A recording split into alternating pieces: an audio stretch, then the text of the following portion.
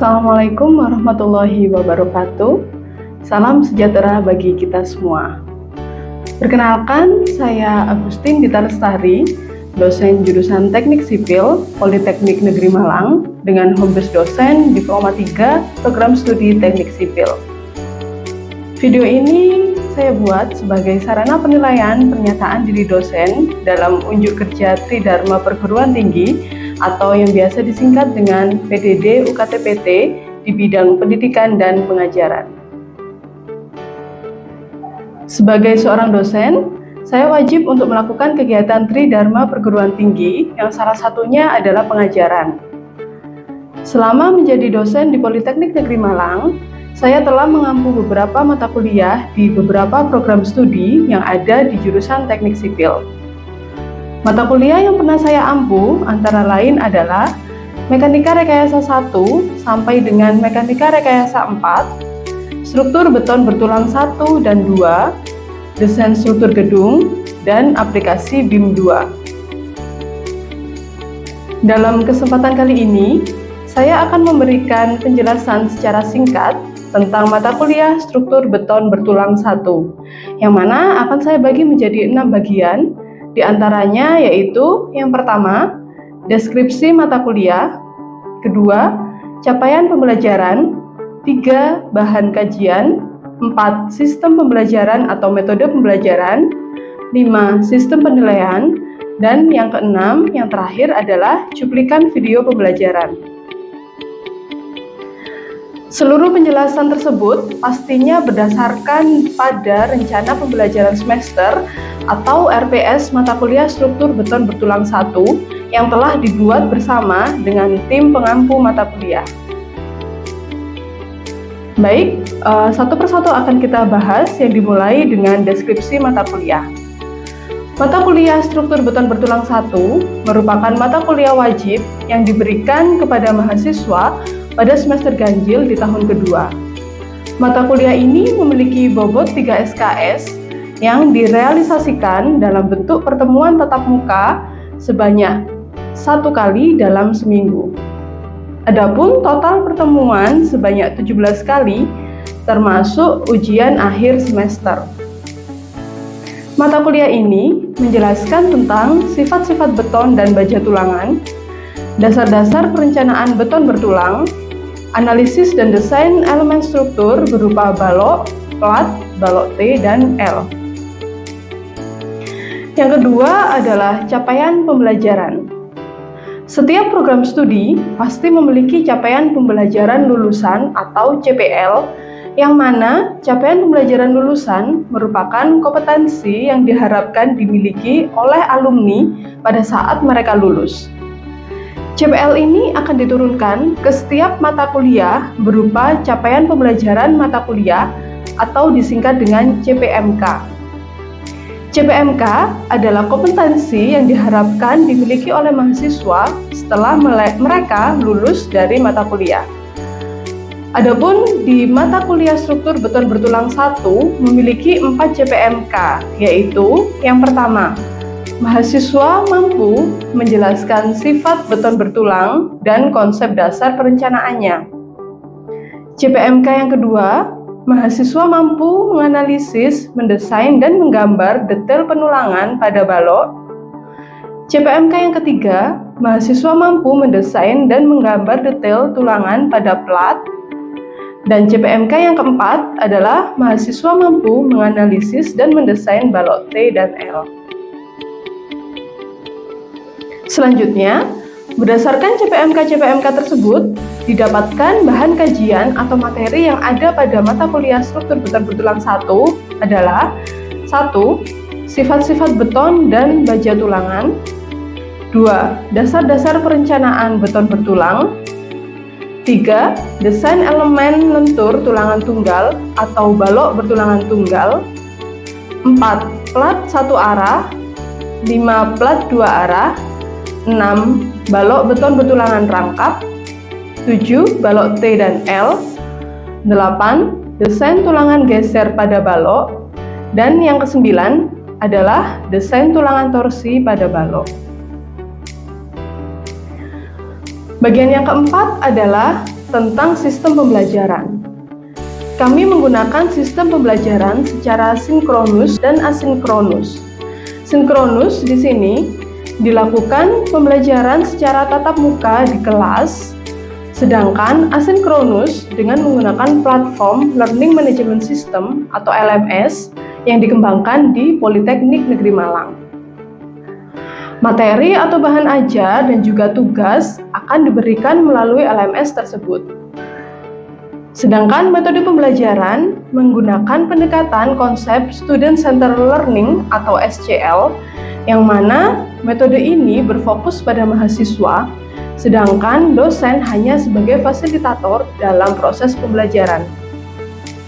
Teori akan disampaikan di awal, kemudian dilanjutkan dengan diskusi kelompok terkait penyelesaian tugas atau kasus yang mendukung project-based learning.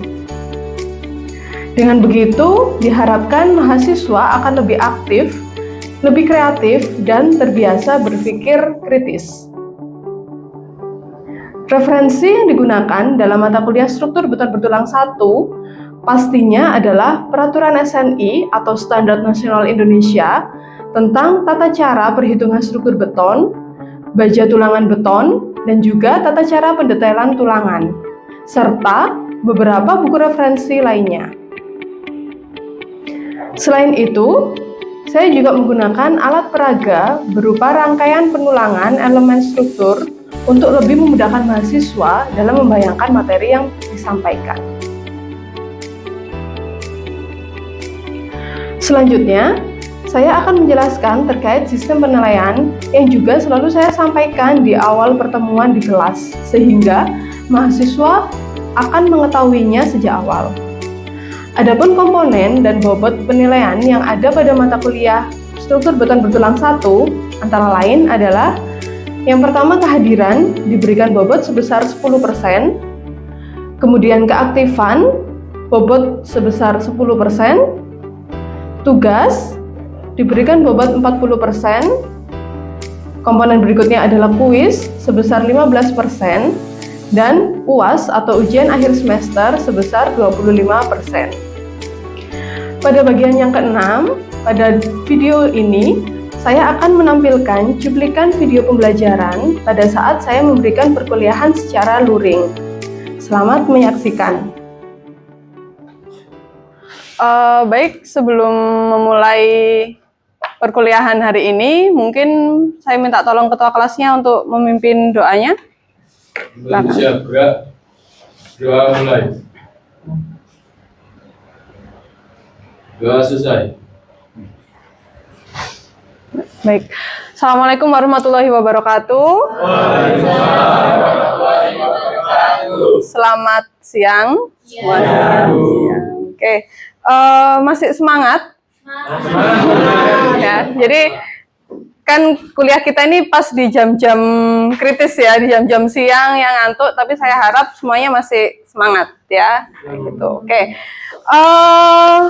pada hari ini di perkuliahan siang ini saya akan melanjutkan materi sebelumnya, yang mana pasti akan sesuai dengan rencana pembelajaran kita ya. Ini kan sudah di minggu keempat. Kemarin kita sudah bahas mengenai dasar-dasar perancangan atau perencanaan pada struktur beton bertulang. Nah, sekarang mau kita sambung ke dalam desain elemen lentur tulangan tunggal, yang mana dalam hal ini adalah balok bertulangan tunggal ya.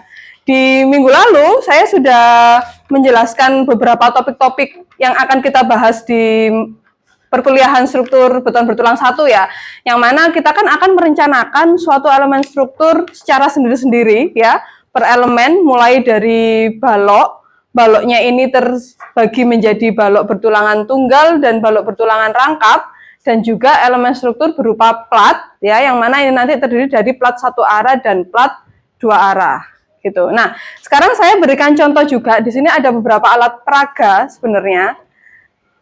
Tahu nggak? Kira-kira ini elemen struktur berupa apa? Ada yang tahu? Apa? Balok ya. Jadi benar. Ini adalah alat peraga terkait dengan penulangan yang ada di struktur elemen balok. Jadi nanti boleh diputar, kalian lihat, diamati, karena ini nanti yang akan jadi bahasan kita ya. Kira-kira di dalam balok ini tuh tulangannya ada apa aja, gitu ya. Oh, tulangannya bentuknya seperti apa? Ini nanti boleh sambil dilihat, gitu ya. Nah, kemudian ini juga saya bawakan balok juga sebenarnya, cuman dia di dalam suatu portal yang mana dia disambungkan oleh sebuah apa ini? Kolom ya. Di ujung-ujungnya di sini ada kolom ya, kemudian di tengahnya ini dia dihubungkan oleh suatu balok. Ini namanya portal gitu ya. Cuman hanya potongan saja, potongan dari portalnya seperti ini gitu ya. Yang mana sebenarnya ini harusnya kalau kita teruskan kolomnya ini bisa tersambung langsung dengan fondasi. Kayak gitu ya. Ini juga boleh nanti dilihat, diamati gitu. Selanjutnya ini yang juga akan kita bahas di materi kita di struktur beton bertulang 1. Ini adalah elemen plat ya. Ini adalah plat. Yang mana yang saya bawa di sini ini merupakan plat 2 arah. Gitu. Nanti ini juga akan kita bahas lebih lanjut, apa sih bedanya plat 1 arah, apa plat 2 arah, kayak gitu ya. Cuman ini saya berikan contoh ke kalian saja, biar paling tidak ada bayangan, oh tulangannya itu nanti merakitnya seperti ini tulangannya apa saja, seperti itu. Ya. Oke, sekarang kita fokus ke baloknya aja dulu. Bentar. Nah, di sini ya. Untuk yang pertama di pengantarnya seperti ini, kita tahu kan ya bahwa suatu elemen struktur itu pasti akan diberikan beban ya. Ada beban-beban luar yang akan terjadi pada elemen struktur tersebut. Gitu. Nah, kemudian akibat dari adanya beban, maka yang namanya deformasi atau lenturan itu akan terjadi pada elemen strukturnya. Gitu ya.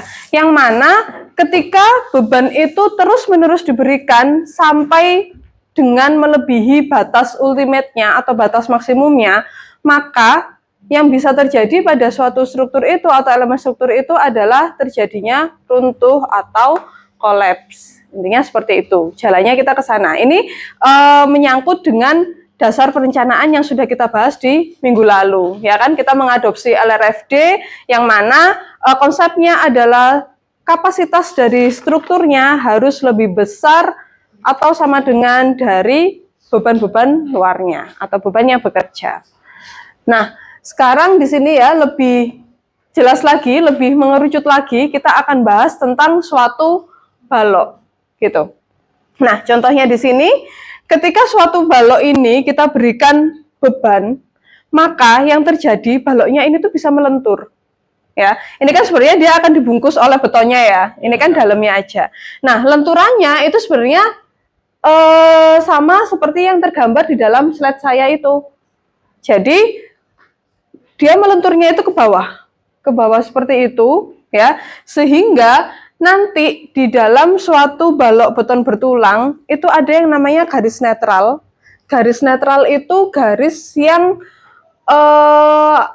membagi, intinya dia garis yang membagi antara daerah yang atasnya garis netral dan daerah di bawahnya garis netral. Yang mana di garis netralnya itu memiliki nilai tegangan dan regangannya itu sama dengan 0. Nah, sekarang kalau kita lihat ilustrasi gambarnya itu ya, kalau misalkan dia ini memang beton bertulang, sebenarnya melendutnya kan juga bukan ekstrim seperti itu ya. Tetapi untuk membuat logika di kalian, di gambar itu kan dia pakai spon ya. Sponnya itu dilendutkan, diberikan lenturan seperti itu, maka kalian akan bisa lihat garis yang di tengah itu adalah garis netralnya. Ya, daerah di bawah garis netral, kira-kira dia mengalami apa? Kalau kalian lihat, mengalami tarik, ya enggak? Kalau kalian lihat di situ, maka penampangnya dia akan lebih panjang, gitu ya. Nah, sedangkan yang di atasnya garis netral, kalau kalian lihat seperti gambar itu, berarti daerah yang di atasnya garis netral itu mengalami Mengalami tekan karena dia memendek. Intinya kan seperti itu. Ya. Nah, maka di dalam balok beton bertulang kita akan punya dua zona atau dua daerah. Yang pertama adalah daerah tekan, yang kedua adalah daerah tarik. Yang mana di sini kalau kalian sudah tahu ada daerah tekan dan daerah tarik, sifatnya beton waktu di awal perkuliahan ya, di awal materi, sifatnya beton ini dia kuat di tekan, tapi dia lemah ditarik. Sedangkan baja tulangannya, kuat ditarik, kayak gitu. Nah, sehingga kenapa kita kombinasikan antara beton bertulang ini ya, beton dengan bajanya? Makanya pemberian tulangannya atau pemberian tulangan bajanya itu seharusnya di zona tekan apa zona tarik? Jadi zona tarik, karena di zona tarik ini betonnya ini butuh bantuan, intinya kan kayak gitu. Dia dibantu oleh tulangannya. Maka di situ ada gambar garis biru di bawah, itu menunjukkan adalah tulangan bajanya. Dia dipasang di daerah tarik. Jadi teorinya, konsepnya adalah seperti itu. Oke, nah yang saya bilang tadi, tulangan yang dipasang di daerah tarik dan di daerah tekan, ini adalah namanya tulangan utama atau tulangan pokok. Ya, jadi di balok itu selain ada tulangan pokok, kira-kira ada tulangan apa lagi? Ada yang tahu, Mas? Oke, sengkang. Atau biasanya kalau bahasa tukangnya itu apa? Sengkang itu, bagel ya. Kalian kan ini nanti dapat praktek beton juga ya? Mau praktek beton. Nah, nanti kalian akan membuat atau merakit tulangan di balok plat maupun kolom pondasi seperti itu ya. Jadi di dalam balok pun ini ya kita akan tahu ada yang namanya tulangan utama atau pokok dan tulangan sengkang atau bahasa tukangnya gitu ya, itu bagel. Nah, tulangan sengkang itu ditunjukkan dengan tulangan yang warnanya hijau ini. Jadi dia dipasang kayak gini. Nah, kalian kan bisa bayangin ya, tulangan sengkangnya ini kan berarti kan yang kotak-kotak yang berdiri ini. Ya kan, yang vertikal kayak gini. Kalau tadi tulangannya yang atas ini nggak ada tulangannya, bisa nggak dia berdiri kayak gini? Nah, kan nggak bisa. Itu juga sebagai salah satu alasannya. Dia nggak akan mungkin terpasang di lapangan yang tulangan tunggal itu tadi. Karena dia kan fungsinya juga untuk mengikatkan di bagel-bagelnya ini, di tulangan sengkangnya, biar dia berdiri di tempatnya masing-masing. Intinya seperti itu. Oke, bisa dipahami? Ya. Oke, mungkin dari sini apakah ada pertanyaan mungkin terkait baloknya ini, atau kita tadi kan masih sampai di zona tekan sama zona tarik? Belum? Oke, belum. Kalau belum, saya lanjutkan dulu ya di materi yang di slide selanjutnya. Nah, di sini terkait gini, kita punya istilah merencanakan nanti itu baloknya itu ada daerah lapangan dan di daerah tumpuan. Sebenarnya ini kaitannya dengan perletakan dari baloknya. Ya, seperti yang kemarin saya sampaikan, ketika kita belajar tentang dasar perancangan atau perencanaan itu tadi ya, kita kan ikut di LRFD gini ya, yang mana konsep desain dari LRFD sekarang kita bicaranya tentang balok ya, kita mau mengkaji atau membahas tentang momen lenturnya, berarti konsep LRFD-nya adalah VMN harus lebih besar dari MU. Gini ya. Nanti VMN ini kaitannya adalah dengan kapasitas atau kekuatan dari penampangnya. Kapasitas dari baloknya itu sendiri, ya. Kemudian MU-nya ini berarti ini terkait dengan statikanya. Statika ini kaitannya dengan perletakan baloknya.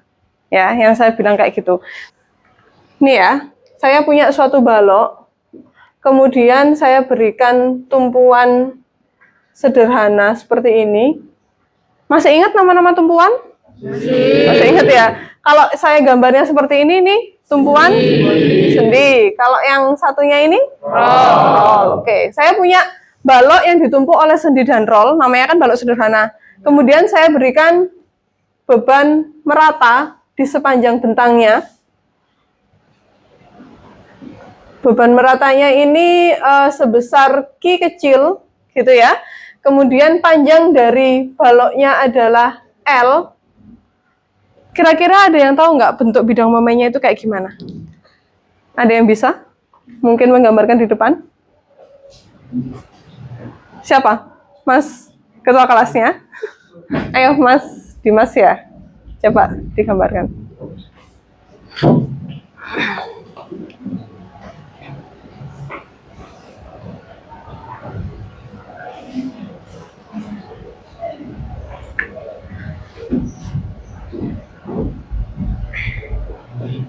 Ah, dikasih nama itu bidang apanya?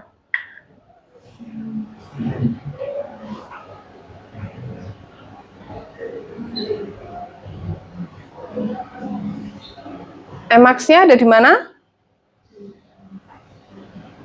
Oke. Kemudian bidang momennya itu positif apa negatif? Positif. Positif. Gitu? Ya. Oke, terima kasih. Mungkin ada yang punya bentuk lainnya. Seingatnya dulu, saya ingatnya kok bentuknya bukan kayak gini. Atau sepakat semua dengan jawabannya ketua kelas? Sepakat? Oke, bentuknya ini, bentuknya ini linear atau parabolik?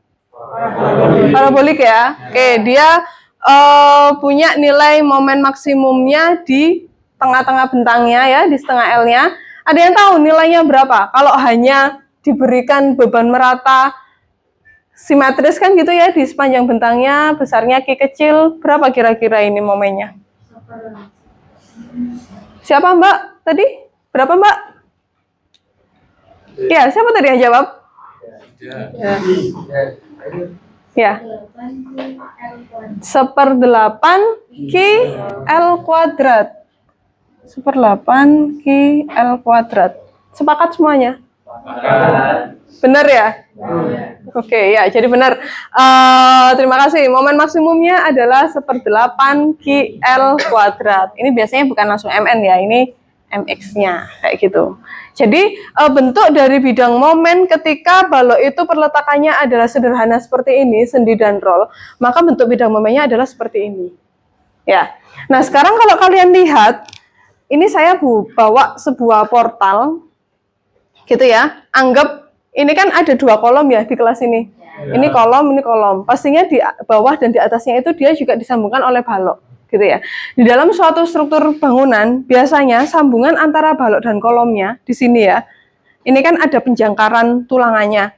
Ini dia yang menunjukkan kalau kita gambar tumpuannya ini tuh sebenarnya sendi atau jepit. Nah, itu sebenarnya kelihatannya itu ya di tulangannya ini.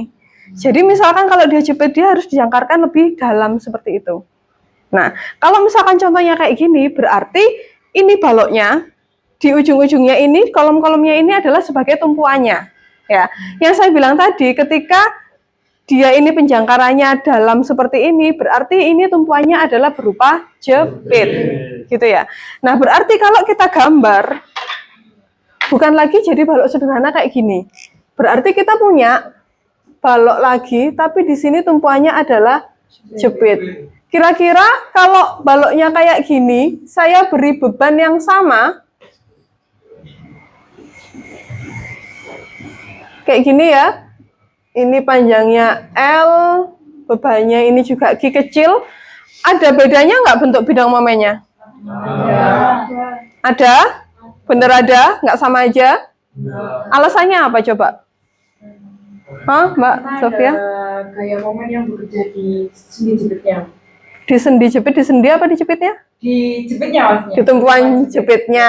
Oke, berarti terkait dengan sifat tumpuan ya. Kita kan memang pernah belajar ada tumpuan sendi, roll, dan jepit.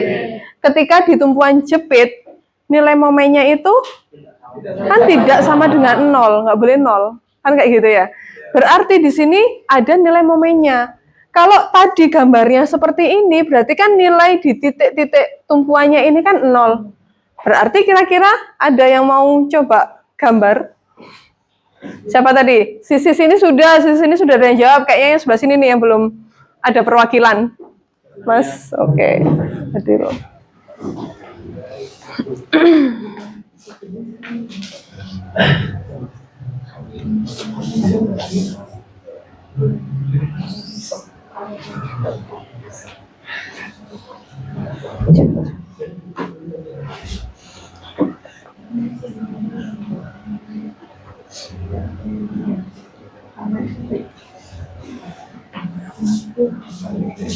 Sudah? Ada jawaban lainnya? Nggak ada. Percaya ya? Ini kayaknya percaya sama temennya yang maju gitu ya. Udah? Oh, profesor. Oke. Jadi menurut Mas Fadil ya namanya. Nah, Mas Fadil bentuk bidang momennya itu kayak gini. Ini harusnya ada garisnya nggak? Gini ya. Oke. Nah, di titik yang ada tumpuan jepitnya, ini nilai momennya nggak boleh 0 kan ya? Oh, ditunjukkan ini. Oke, jadi gambarnya ya, sketch gambar bidang momen untuk perletakan balok yang ditumpu jepit di kedua ujungnya memang benar seperti yang digambarkan oleh Mas Fadil seperti ini. Jadi kita ke balok dulu. Ada lagi? Sudah? Oke ya, jadi kita break dulu, silakan dikerjakan yang saya minta tadi ya. Tolong digambarkan karena ini jadi apa ya? Jadi modal kita nanti ya. Kalau kalian dengan sudah gambar, sudah membaca, insya Allah nanti kedepannya akan bisa lebih mengerti daripada saya yang cerita terus ya. Karena kan ini juga terkait metode kita yang Student Learning Center, jadi bukan saya yang terus menjelaskan, tapi kalian juga harus aktif. Oke, baik. Kalau gitu mungkin kita break dulu, bisa saya akhiri, nanti kita ketemu lagi ya. Terima kasih atas perhatiannya. Wassalamualaikum warahmatullahi wabarakatuh. Waalaikumsalam warahmatullahi wabarakatuh. Demikian adalah video saya terkait pernyataan diri dosen dalam unjuk kerja Tridharma Perguruan Tinggi di bidang pendidikan dan pengajaran. Semoga video ini bermanfaat bagi kita semua dan saya memohon maaf apabila terdapat kesalahan dalam video tersebut. Terima kasih. Wassalamualaikum warahmatullahi wabarakatuh.